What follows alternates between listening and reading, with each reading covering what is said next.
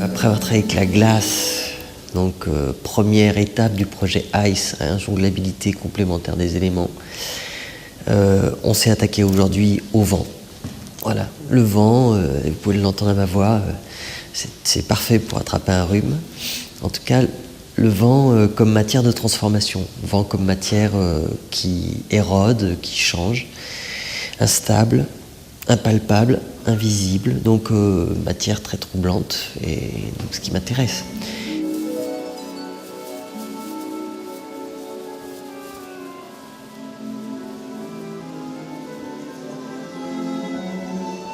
On a donc écrit 3 pièces. L'an dernier, vous avez peut-être vu, lors de Jours étranges, on avait présenté ce qu'on appelait l'après-midi d'un feu, version 1, petite forme voilà, préparatoire sur le vent.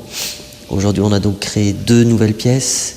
L'après-midi d'un feu, version longue, interprétée par Cécile Briand, qui là est un ballet chorégraphique pour des marionnettes en plastique.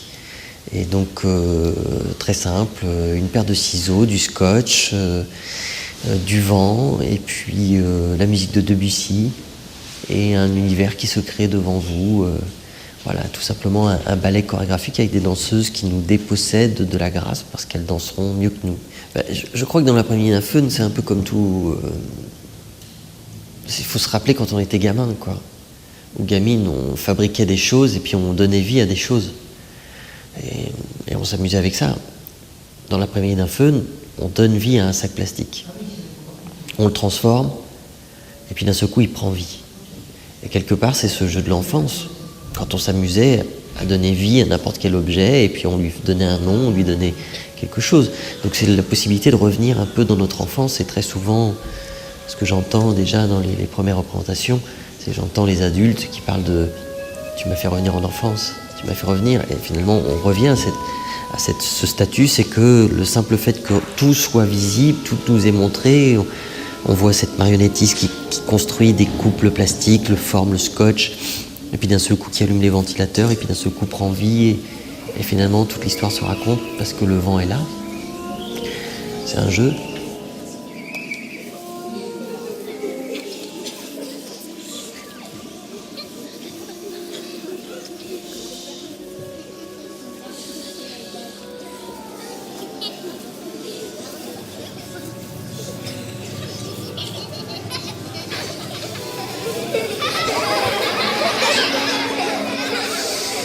Et puis le dernier volet, Vortex.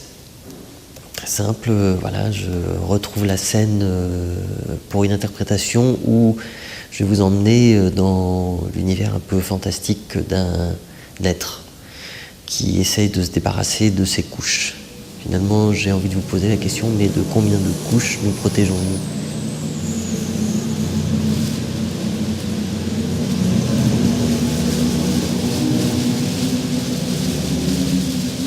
Je crois que dans l'identité, il y a la question de la peau, de l'image.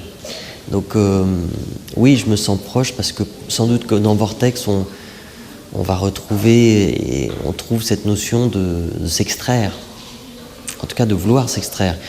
Mais je pense que là, il y a un jeu encore autre, c'est « mais où est le corps ?» C'est-à-dire que presque, j'ai l'impression que dans Vortex, on cherche le corps. C'est-à-dire que Vortex, ça veut bien dire ce titre-là, c'est l'œil du cyclone. On ne sait pas si c'est le calme ou l'enfer. On ne sait pas si c'est... on ne sait pas ce qui se passe à l'intérieur. Donc c'est mystérieux, finalement.